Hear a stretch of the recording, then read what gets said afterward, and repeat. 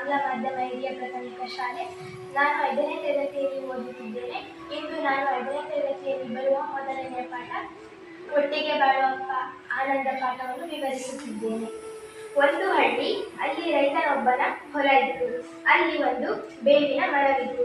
ಹೇಗೋ ಏನೋ ಅದರ ಕೆಳಗೆ ಒಂದು ಗುಂಡನೆಯ ಕಲ್ಲು ಬಂದು ನಿಂತುಕೊಂಡಿತ್ತು. ಮರದ ಮೇಲೆ ಕುಳಿತುಕೊಳ್ಳುತ್ತಿದ್ದ ಹಕ್ಕಿಗಳಿಗೆ ಕಲ್ಲಿನ ಮೇಲೆ ಬಿದ್ದು ಬಿದ್ದು ಆ ಕಲ್ಲು ಬೆಳ್ಳಗಾಗಿ ವಿಭೂತಿ ಬೆಳೆದಂತೆ ಕಾಣಿಸುತ್ತಿತ್ತು. ಇದರಿಂದಾಗಿ ಆ ಬೆಳೆಯ ಕಲ್ಲು ಎಲ್ಲರಿಗೂ ಅಮ್ಮನ ಕಲ್ಲಿನಂತೆ ಕಾಣಿಸುತ್ತಿತ್ತು. ಅದರಿಂದ ಬೇವಿನ ಮರವನ್ನು ಜನ ಅಮ್ಮನ ಮರವೆಂದು ಕರೆಯುತ್ತಿದ್ದರು. ಆ ಕಲ್ಲು ಬೇವಿನ ಮರದ ಕೆಳಗಿದ್ದರಿಂದ ಅದಕ್ಕೆ ಅಮ್ಮನ ಕಲ್ಲು ಎಂಬ ಹೆಸರು ರೂಢಿಗೆ ಬಂದಿತ್ತು. ಹೀಗೆ ಒಂದರಿಂದ ಇನ್ನೊಂದು ಹೆಸರು ಪಡೆದುಕೊಂಡು ಎರಡು ಸುಖವಾಗಿದ್ದವು. ಅಮ್ಮನ ಮರ, ಅಮ್ಮನ ಕಲ್ಲು ಎಂದು ಊರಿನ ಜನಗಳು ಅವುಗಳ ತಂಟೆಗೆ ಹೋಗುತ್ತಿರಲಿಲ್ಲ. ಒಂದು ಹಳ್ಳಿ, ಆ ಹಳ್ಳಿಯಲ್ಲಿ ರೈತನೊಬ್ಬನ ಹೊಲ ಇತ್ತು. ಆ ಹೊಲದಲ್ಲಿ ಒಂದು ಬೇವಿನ ಮರವಿತ್ತು. ಆ ಬೇವಿನ ಮರದ ಕೆಳಗೆ ಒಂದು ಗುಂಡನೆಯ ಕಲ್ಲು ನಿಂತುಕೊಂಡಿತ್ತು. ಆ ಮರದ ಕೊಂಬೆಗಳ ಮೇಲೆ ಕುಳಿತುಕೊಳ್ಳುತ್ತಿದ್ದ ಹಕ್ಕಿಗಳಲ್ಲಿ ಕಲ್ಲಿನ ಮೇಲೆ ಬಿದ್ದು ಕಲ್ಲು ಬೆಳ್ಳಗಾಗಿ ವಿಭೂತಿ ಬೆಳೆದಂತೆ ಕಾಣಿಸುತ್ತಿತ್ತು. ಹಾಗಾಗಿ ಆ ಕಲ್ಲನ್ನು ಅಮ್ಮನ ಕಲ್ಲು ಎಂದು ಕರೆಯುತ್ತಿದ್ದರು. ಮತ್ತೆ ಆ ಕಲ್ಲಿನ ಹತ್ತಿರ ಇದ್ದಿದ್ದರಿಂದ ಆ ಮರವನ್ನು ಅಮ್ಮನ ಮರವೆಂದು ಕರೆಯುತ್ತಿದ್ದರು. ಹಾಗಾಗಿ ಆ ಊರಿನ ಜನರು ಅವುಗಳ ಗಂಟೆಗೆ ಹೋಗುತ್ತಿರಲಿಲ್ಲ. ನನ್ನ ಹೆಸರು ಅಕ್ಷಯ್. ನಾನು 5ನೇ ತರಗತಿಯಲ್ಲಿ ಓದುತ್ತಿದ್ದೇನೆ. ಇಂದು ನಾನು ಪಾಠ 1 ಒಟ್ಟಿಗೆ ಬಾಳುವ ಆನಂದ ಮುಂದುವರೆದ ಭಾಗವನ್ನು ಹೇಳುತ್ತೇನೆ. ಒಂದು ಸಲ ತನ್ನಿಂದ ಇನ್ನೊಂದು ಸುಖವಾಗಿದೆ ಎಂದು ಎರಡಕ್ಕೂ ಜಂಬ ಬಂತು. ಬೇವಿನ ಮರ, ನಾನು ಅಮ್ಮನ ಮರ, ನೀನು ನನ್ನ ಕೆಳಗಿರುವುದರಿಂದ ನಿನ್ನನ್ನು ಅಮ್ಮನ ಕಲ್ಲು ಎಂದು ಜನ ಕರೆಯುತ್ತಾರೆ ಎಂದು ಹೇಳಿತು. ಅದಕ್ಕೆ ಕಲ್ಲು, ನಾನು ಅಮ್ಮನ ಕಲ್ಲು, ನನ್ನ ಪಕ್ಕದಲ್ಲಿ ನೀನಿರುವುದರಿಂದ ನಿನ್ನನ್ನು ಅಮ್ಮನ ಮರ ಎಂದು ಕರೆಯುತ್ತಾರೆ ಎಂದಿತು. ಹೀಗೆ ಎರಡು ಜಗಳ ಮಾಡಿದವು. ಕೊನೆಗೆ ಕಲ್ಲು ಕೋಪದಿಂದ ಉರುಳಿ ಬೇವಿನ ಮರದಿಂದ ದೂರ ಹೋಗಿ ನಿಂತಿತು. ನಾನಿಲ್ಲದಿದ್ದರೆ ಮರವನ್ನು ಕಡಿದು ಹಾಕುತ್ತಾರೆ ಎಂದು ಕಲ್ಲು, ನನ್ನ ಕೆಳಗಿರದಿದ್ದರೆ ಕಲ್ಲನ್ನು ಒಡೆದು ಹಾಕುತ್ತಾರೆ ಎಂದು ಮರ. ಹೀಗೆ ಎರಡು ತಮ್ಮೊಳಗೆ ಆಲೋಚಿಸುತ್ತಿದ್ದವು. ಒಂದು ಸಲ ತನ್ನಿಂದ ಇನ್ನೊಂದು ಸುಖವಾಗಿದೆ ಎಂದು ಮರಕ್ಕೆ ಮತ್ತು ಕಲ್ಲಿಗೆ ಜಂಬ ಬಂತು. ನಾನು ಅಮ್ಮನ ಮರ, ನೀನು ನನ್ನ ಕೆಳಗಿರುವುದರಿಂದ ನಿನ್ನನ್ನು ಅಮ್ಮನ ಕಲ್ಲು ಎಂದು ಕರೆಯುತ್ತಾರೆ ಎಂದು ಹೇಳಿತು. ಅದಕ್ಕೆ ಕಲ್ಲು, ನಾನು ಅಮ್ಮನ ಕಲ್ಲು, ನೀನು ನನ್ನ ಪಕ್ಕದಲ್ಲಿರುವ ಕಾರಣದಿಂದ ನಿನ್ನನ್ನು ಅಮ್ಮನ ಮರ ಎಂದು ಕರೆಯುತ್ತಾರೆ. ಹೀಗೆ ಎರಡು ಜಗಳ ಮಾಡಿದವು. ಕೊನೆಗೆ ಕಲ್ಲು ಕೋಪದಿಂದ ಉರುಳಿ ಮರದಿಂದ ದೂರ ಹೋಗಿ ನಿಂತಿತು. ನಾನಿಲ್ಲದಿದ್ದರೆ ಮರವನ್ನು ಕಡಿದು ಹಾಕುತ್ತಾರೆ ಎಂದು ಕಲ್ಲು, ನನ್ನ ಕೆಳಗಿರದಿದ್ದರೆ ಕಲ್ಲನ್ನು ಒಡೆದು ಹಾಕುತ್ತಾರೆ ಎಂದು ಮರ. ಹೀಗೆ ಎರಡು ತಮ್ಮೊಳಗೆ ಆಲೋಚಿಸುತ್ತಿದ್ದವು. ನನ್ನ ಚಿಕ್ಕ ಭಾಗವನ್ನು ಮುಗಿಸಿ. ಎಲ್ಲರಿಗೂ ನಮಸ್ತೆ. ನನ್ನ ಹೆಸರು ಸನ್ನಿಧಿ. ನಾನು 5ನೇ ತರಗತಿಯಲ್ಲಿ ಓದುತ್ತಿದ್ದೇನೆ. ಇಂದು ಪಾಠ 1 ಒಟ್ಟಿಗೆ ಬಾಳುವ ಆನಂದ ಮುಂದುವರೆದ ವಿವರಣೆಯನ್ನು ಪರಿಚಯ ಮಾಡಿಕೊಳ್ಳುತ್ತೇನೆ. ಒಂದು ದಿನ ಹೊಲವನ್ನು ಉಳಲಿಕ್ಕೆ ಆ ಹಳ್ಳಿಯ ರೈತ ತನ್ನ ಮಕ್ಕಳ ಜೊತೆ ಬಂದನು. ಅಮ್ಮನ ಕಲ್ಲು ಇಲ್ಲದ ಆ ಬೇವಿನ ಮರವನ್ನು ನೋಡಿ, ಇದನ್ನು ನಾಳೆ ಕಡಿಸಿ ನೇಗಿಲು ಚಕ್ರ ಮಾಡಿಸಿ ಎಂದು ತನ್ನ ಮಕ್ಕಳಿಗೆ ಹೇಳಿದ.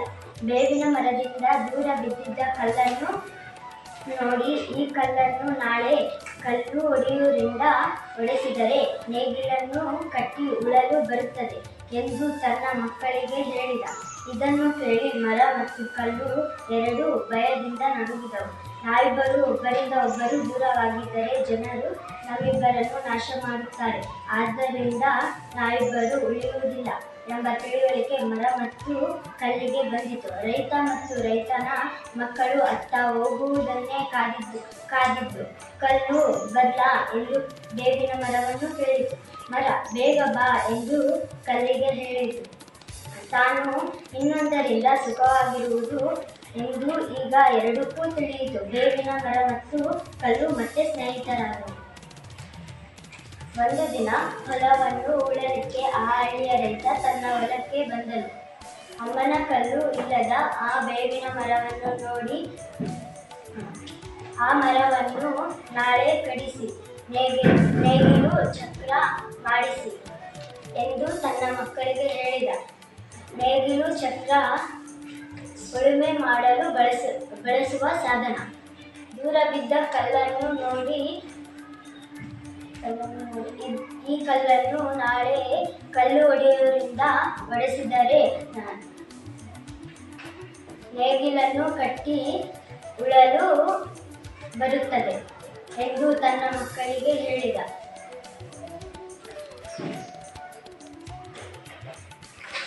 ಬೇವಿನ ಮರ ಮತ್ತು ಕಲ್ಲು ಅದನ್ನು ಕೇಳಿ ಎರಡು ಭಯದಿಂದ ನಡುಗಿದವು.